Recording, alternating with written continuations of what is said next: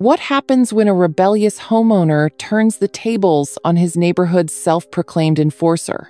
Sometimes, standing up for personal freedom means turning a petty feud into an unforgettable spectacle.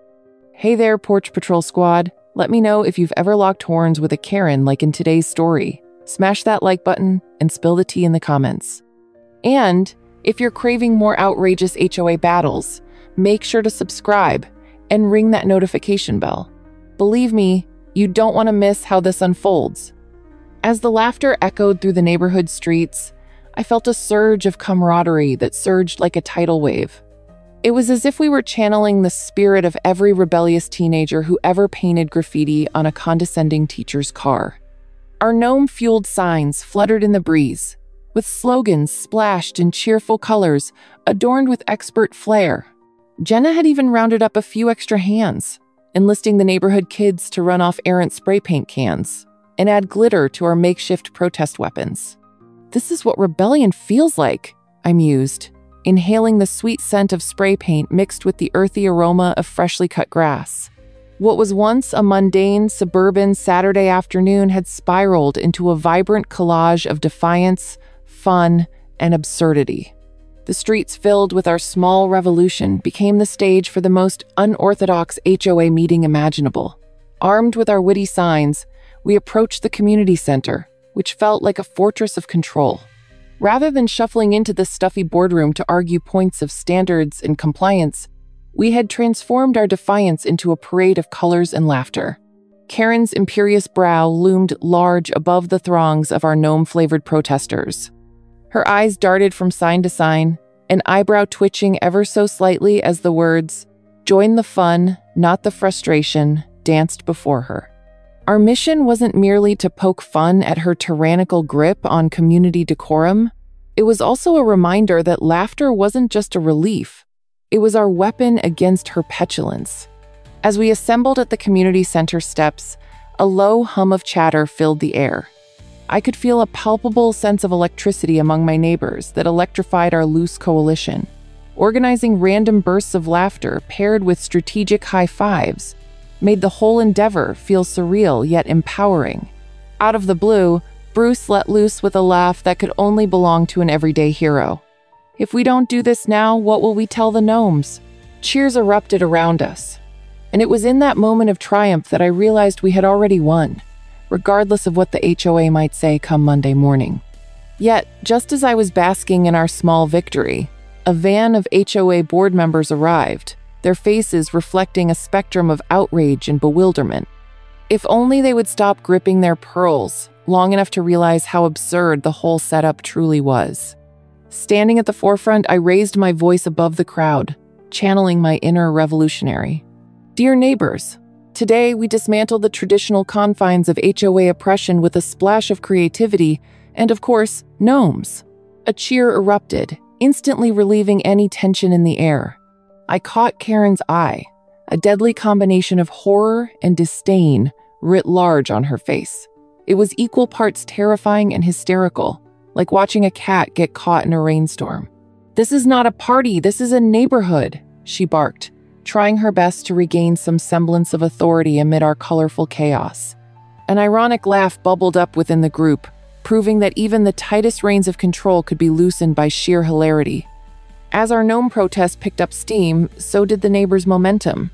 With every clever quip and every jubilant yell, we turned the HOA meeting into an impromptu performance art piece, transforming our grievances into laughter. A lady from down the street, known for her quiet resolve, stepped to the front, waving her sign defiantly.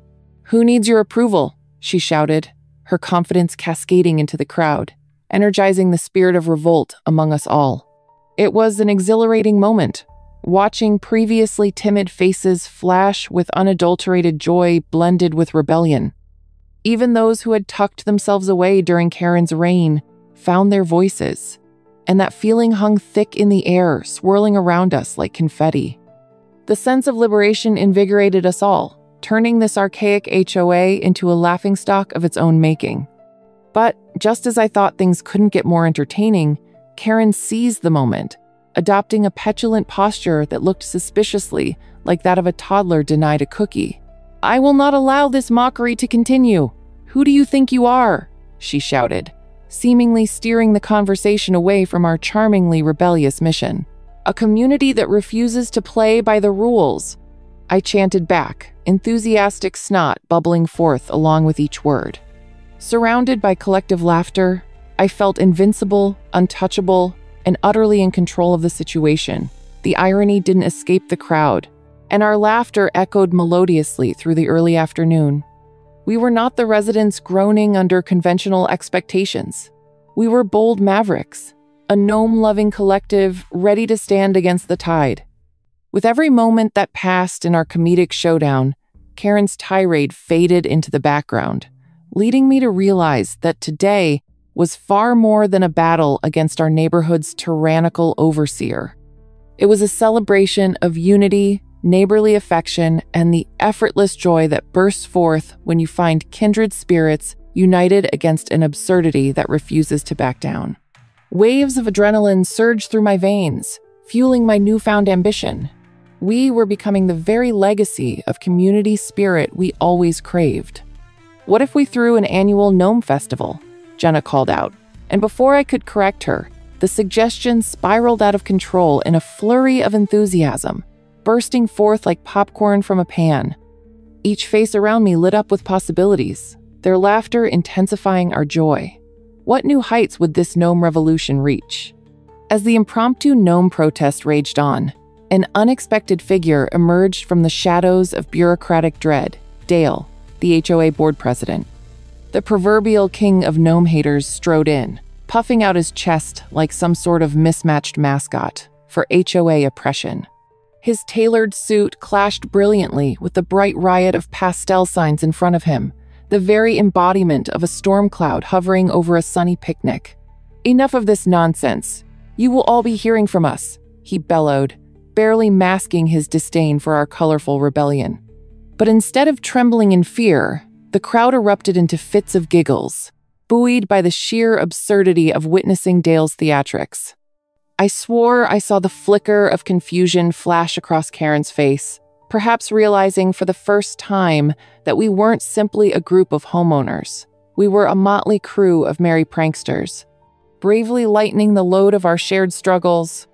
In the chaos, an idea suddenly struck me like a bolt of lightning. Channeling all the wittiness nestled deep in my scruffy beard, I proclaimed, I propose we declare today as the official since the dawn of time Gnome Freedom Fest. My voice rose above the clamor, humor, and rebellion, mixed into a potent cocktail. The idea seemed to float in the air, bouncing off the walls of our community center. Glances exchanged among neighbors turned from confusion to pure elation. It was as if I'd pressed a universal button that summoned forth all the unvoiced hopes of my fellow gnome-loving homeowners. Cheers reverberated within the ranks of our raucous crowd as our bewildered HOA enemies stood aghast, unable to comprehend the power of community spirit topped with a sprinkling of irreverence. But even in the face of our cheerful chaos, Karen was determined to reclaim her throne of judgment. She raised her hands high, the towering figure of authority trying to wrestle back control. You'll regret this. This hyperbole is not how a respectful community behaves, she barked, her voice wobbling slightly, not unlike a kettle about to boil over. Yet, her stern insistence only stoked the flames of our farcical rebellion. Someone from the back of the crowd lifted a plastic gnome high in the air like it was the Olympic torch, shouting, "You can't put a gnome in a corner, especially not today." The laughter that followed echoed through the community center, swallowing her rigid words and tossing them aside like wilted lettuce. I couldn't remember feeling so alive. A sudden realization washed over me. We were more than just neighbors.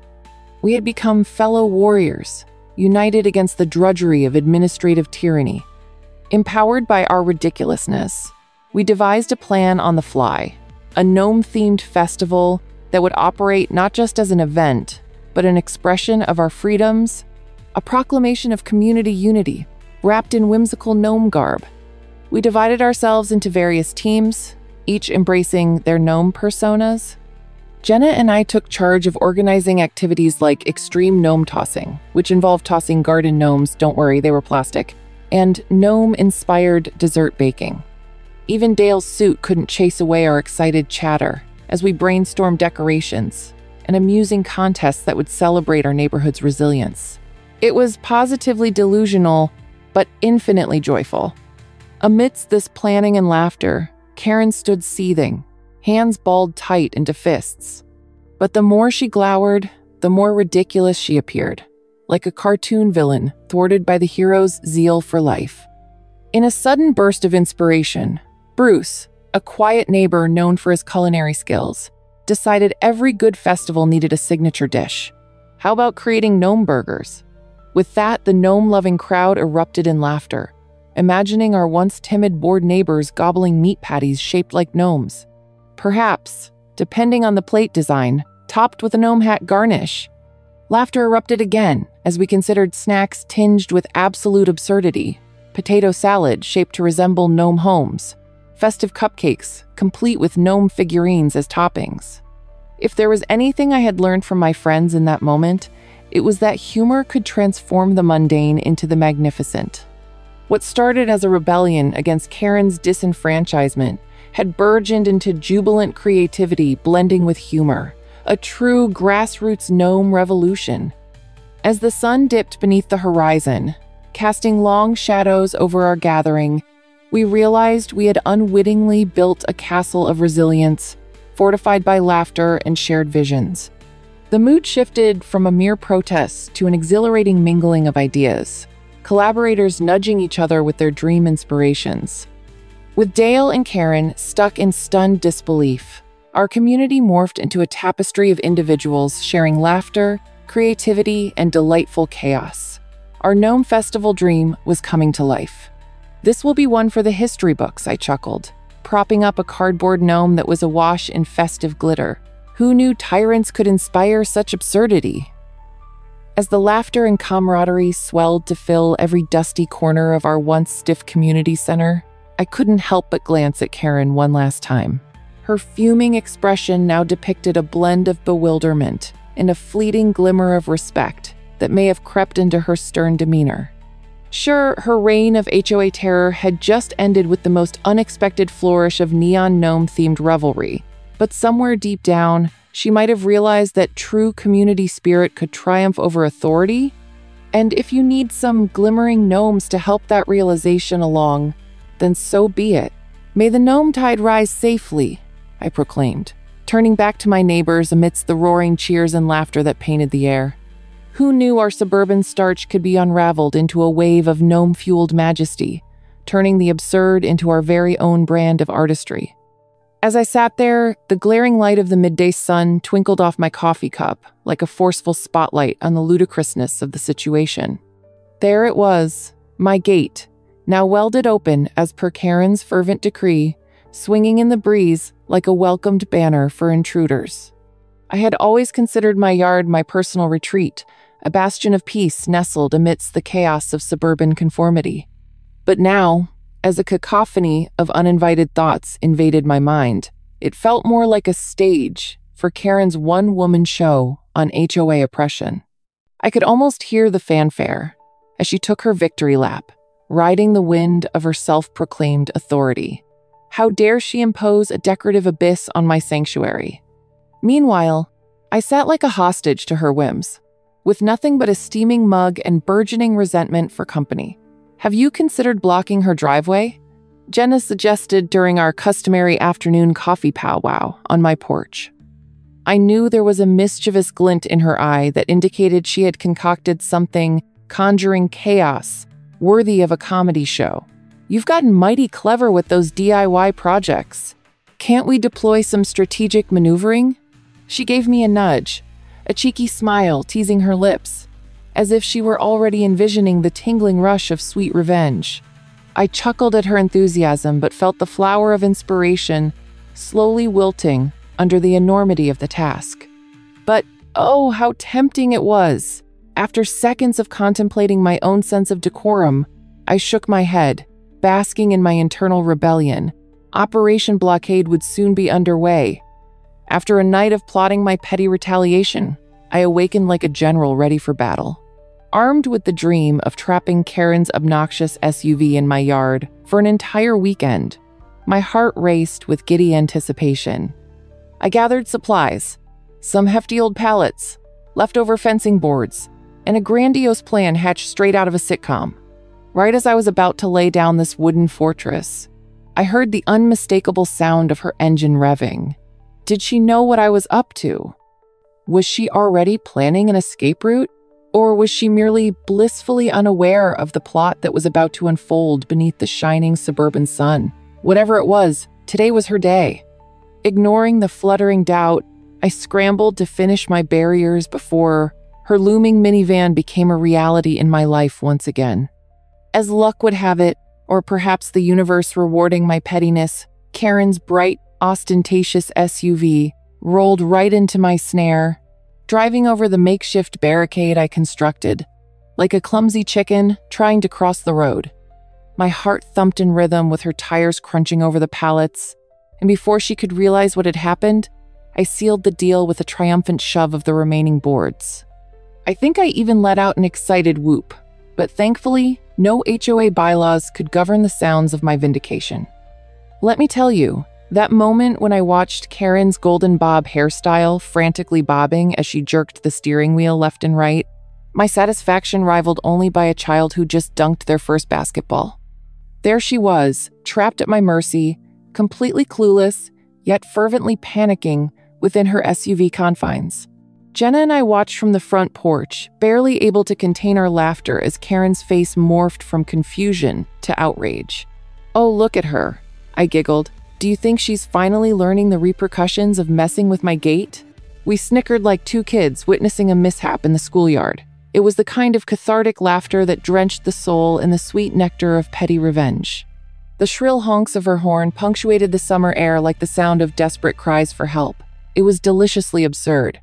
She thrashed behind the wheel, her bob haircut bobbing violently as if trying to detach itself from her frustration. I almost felt sorry for her, almost. As she banged her hands against the steering wheel in exasperation, I couldn't help but retell the absurdity of the situation to myself, the very essence of karma spilling out. All of this, I muttered, delighting in my expertly woven trap, because she thought she knew how to dictate what freedom looks like. Jenna chimed in with a smirk of her own. She was too busy being a gatekeeper to notice she had become the gate itself. One could say our shared moment of schadenfreude was nothing short of comical brilliance. However, all adventures must have an end. Eventually, I would have to release Karen from this predicament. But until then, this moment of unrivaled delight was my trophy, and I was going to relish it for all it was worth. How long could I keep the curtain drawn on her comedy of errors? For 3 whole days, I played the perfect host to Karen's minivan squat, wheeling and dealing with the aftermath, only when my satisfaction started waning. I knew that soon she would have to face me, the gatekeeper of her own ridiculousness, and I felt a confidence fueled by 1,000 petty victories. As my friends rallied around me, the tension of the HOA buzzed in the air, but I stood my ground with the courageous heart of an avenging hero, or perhaps just a slightly disgruntled homeowner. Little did she know, I had mastered the art of patience, and nothing could keep me from watching her squirm just a tad longer. After all, what good is a plot twist without the proper build-up? But now the question lingered.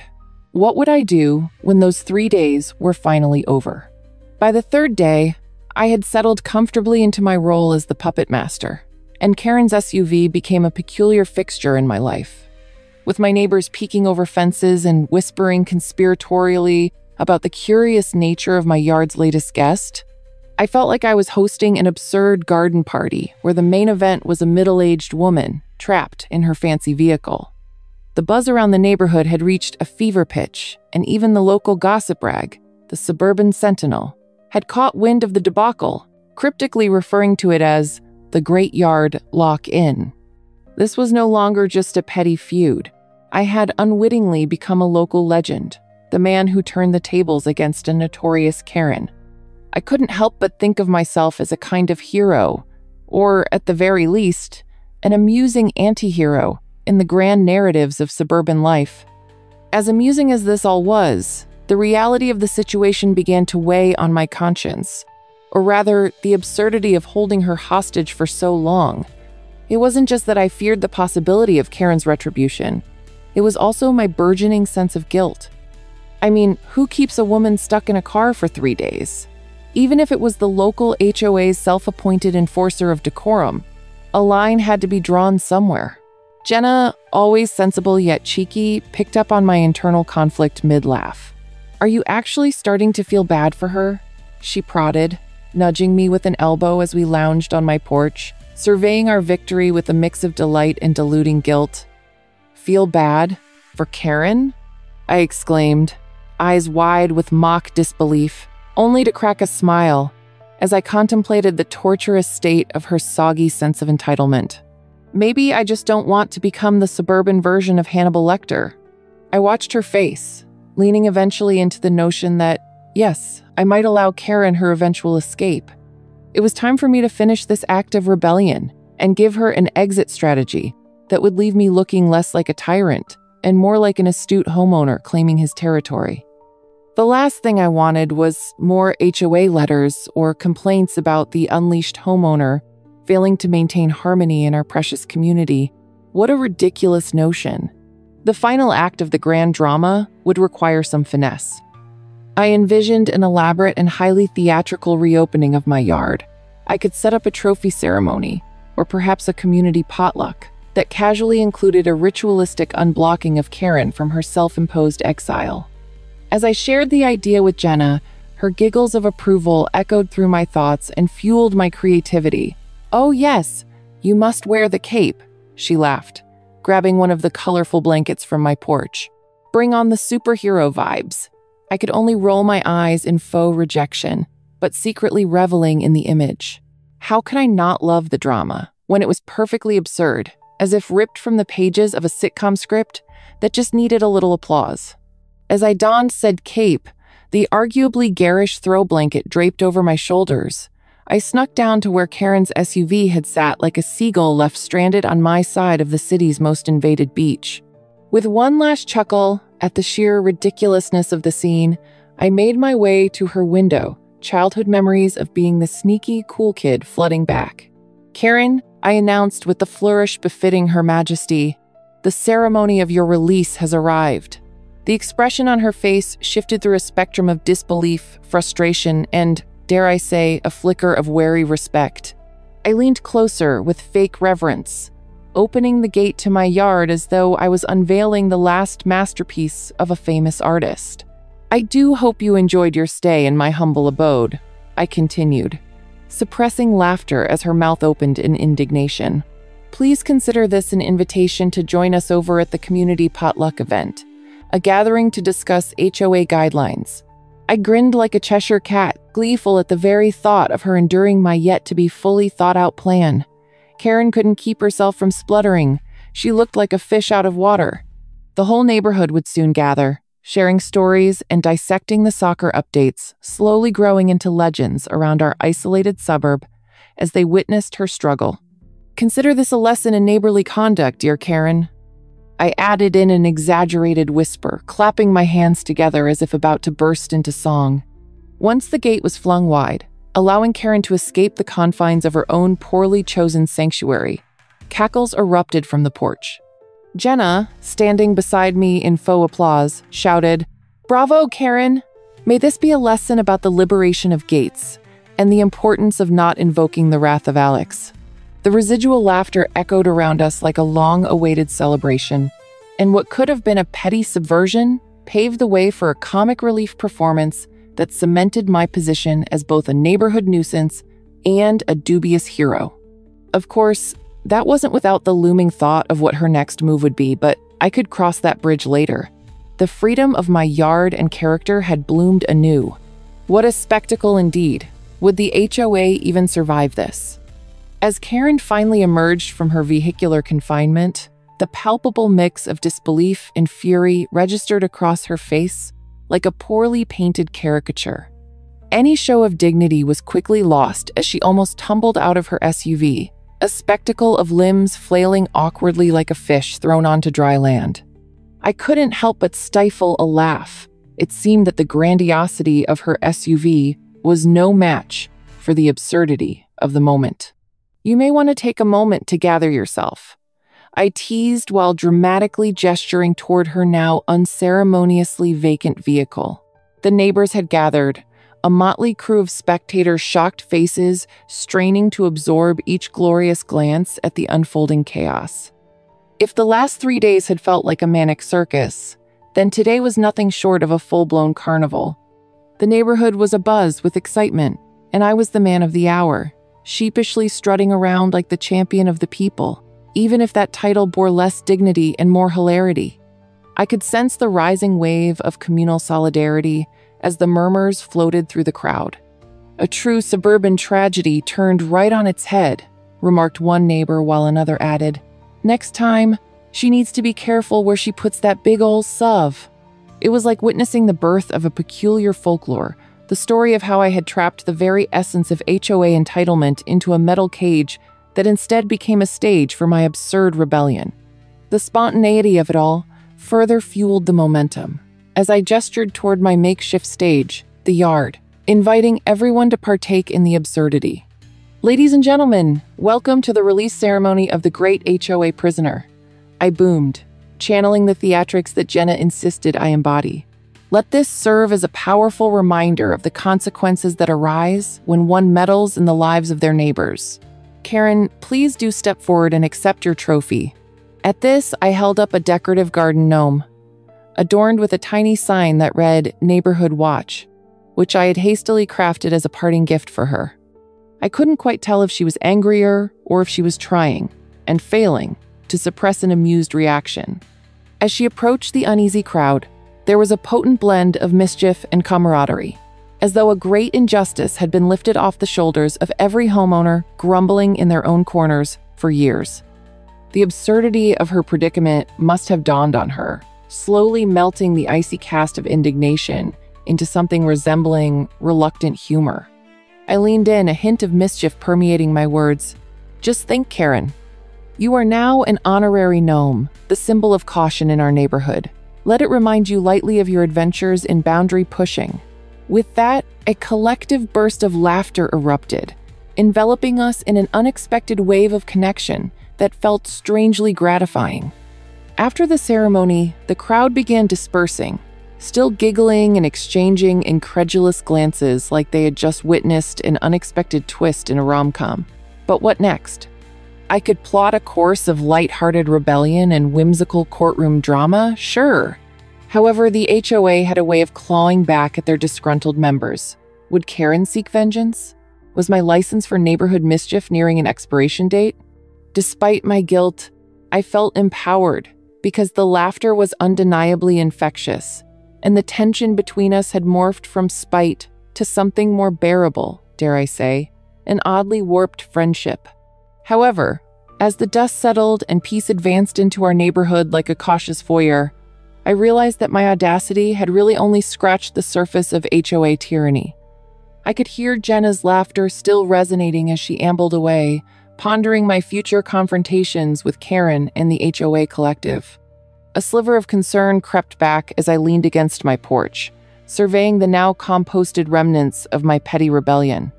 For every hero's journey, there lurked a villain ready to thwart it. In this case, the conduit of suburbia itself was none other than the unyielding Karen. "It doesn't end here," I muttered quietly, a newfound determination thrumming in my chest. What epics of HOA resistance lay ahead, and could I ward off the inevitable retribution lurking on the horizon? Surprisingly, even as the day moved toward its serene splice at sunset, my mind buzzed with a whirlwind of plans. I'd need allies, insightful comrades, willing to band together and draft our own set of community standards that trumped Karen's vision of utopia. An HOA of our own, perhaps. Suddenly, the ludicrousness of rebellion boarded a runaway train in my mind. "This weekend, we brainstorm," I proclaimed loud enough for the gathering crowd to hear. They turned towards me, eyes sparkling with the anticipation of bubbling mischief and camaraderie. Jenna chimed in, "You know I'm in, as long as I get a gnome replica in exchange for my unwavering loyalty," With laughter cascading like confetti, we solidified our promise of future resistance. Yes, we might just stir the pot enough to keep the HOA on their toes. Thus began the evolution of a peculiar subculture right in the heart of suburbia. The renegade homeowners vying for freedom amidst the beige walls of unwarranted restrictions, where humor and ingenuity would reign supreme. My rebellious trip down the rabbit hole had only just begun. An unpredictable adventure lay in wait, blending laughter with insubordination as we navigated the hilariously absurd world of HOA faux pas. Who would have thought a gate-wielding antagonist and a rebel with a purpose could showcase such delight? And as the stars twinkled overhead, I couldn't help but feel that I was not just the hero of my own saga, but the architect of a new tale in the suburban realm. We were ready to write the next chapter together, and it was bound to be anything but ordinary. The aftermath of my spectacle had stirred an unexpected whirlwind of solidarity among the neighborhood. The air crackled with excitement that hovered like glitter at a child's birthday party. A vision of our united front darted in and out of my reverie, morphing into an alliance dedicated to the noble cause of defeating Karen's iron grip. I could practically feel the camaraderie urging me forward as I gathered my fellow homeowners in my backyard the following weekend for our grand brainstorming session. My haphazardly arranged yard, once a quaint abode for tranquility, had now become the messy epicenter of revolution, a rebel den decorated with a series of gnome paraphernalia that we'd each crafted as unofficial badges of honor. Welcome, my friends. We stand on the precipice of a revolution, armed with nothing but creativity and a questionable sense of morality, I announced, raising my gnome trophy like it was the Olympic torch. As we settled into a cacophony of ideas, the mood balanced precariously between hilarity and seriousness. My brilliant friend Jenna, entirely ready for a fight, proposed an ironic plan reminiscent of middle school pranks gone awry. What if we start hanging signs in our yards that say, "This house is ho-free zone"? The crowd erupted in laughter, visions of brightly colored posters flashing behind closed eyes like advertisement of a brass band funeral. While the idea cracked the house with jubilant giggle fits, a quiet undertow gripped me. In my heart of hearts, I knew something more tangible would be needed to combat Karen's relentless techniques of nitpicking toward her neighbors. As the conversation flitted about like butterflies in a sunny field, I encouraged everyone to speak their minds, eager for any one of these whimsical notions to sprout into life. But then the winds shifted. Our laughter was interrupted by the unmistakable sound of a sharp, controlling voice piercing the air. "What's going on back here, Alex?" Karen's presence loomed like the final scene in a horror film, all twisted lip and narrowed eyes. The collective tension thickened as neighbors exchanged nervous glances, muffling their laughter in fear. I feigned shrugging nonchalance, flashing a grin that felt painfully misplaced. "Oh, just your neighborhood rebels shaking the foundation of suburban mediocrity," I declared in a sing-song manner that rattled even me. The stakes had risen dramatically. I could feel the flammable tension in my chest pumping with newfound adrenaline. With raised eyebrows, Karen scrutinized our unkempt gathering. A neighbor named Bruce, channeling his inner comedian, boldly grinned. "We were just discussing the new paint colors allowed for our mailboxes. What do you think of Freedom Beige?" Bruce's jest struck a chord as laughter erupted from our little gang, blooming like wildflowers through the cracks of despair left by our stoic neighborhood's previous sorrow. Karen stood agape, her eyes darting between my mischievous ensemble, struggling to piece the reality of her authority against the unlikely chaos in front of her. "This isn't how community members behave," she huffed indignantly, backpedaling with the kind of flustered anger that could fuel a jet engine. With suffocating drama dissolving into shared mirth, the surrealness of the situation began seeping in, and I felt buoyed by the absurdity swirling around us like a cartoonish whirlwind. I decided to take my jabs further, leaning into the theatrics with a powerful flourish. "Karen, I hear there's a coalition forming to petition for the First Amendment of fun. Care to join us?" The laughter rang like a polished bell, ricocheting off our backyard's fence like some sort of absurd symphony. My words were laced with a pointed glee. nudging the boundaries while simultaneously dousing the flames of an impending Karen fury. I sensed the crack forming in her tough exterior, a smirk peeking through combat-ready defenses. Still, the full revelation of our feathery uprising hung on the precipice of her vitriol, a moment laden with tension and the promise of comedic liberation. Then, a stroke of brilliant insanity struck me, seizing the moment as I bellowed, "Let's hit the streets, folks! Grab your protest signs! Let's turn this HOA ogre into a gnome instead!" The neighborhood erupted in spontaneous cheers, fueling my imaginative plea with life as we began hurriedly organizing ourselves. Jenna moved swiftly to raid her stash of art supplies for glittered strikes, while others pulled out an arsenal of spray paint to emblazon messages of solidarity on cardboard. The consternation from Karen dissipated like smoke into a gentle afternoon breeze as she watched us turn the tide of rebellion with sheer, uncontainable hilarity. Noticing her simmering ire transform into a begrudging admiration, I sensed she felt outnumbered, an unwitting witness to our comedic uprising. "We're just here to help you understand community standards, Karen," I yelled over my shoulder, my heart racing with exhilaration. "Everyone should have a say in our little suburbia." Whispers of laughter, strategy, and the absurdity of our mission pulsed through the crowd, igniting the momentum that felt nothing short of a small revolution. Karen stood in stunned silence as we began parading through the streets, bearing signs designed with colorful messages like "Gnomes, not drones," and "Choose joy, not HOA control." Each step sent ripple after ripple through the chaotic tapestry of suburban life, a delightful symphony of rebellion that would echo long after that glorious day.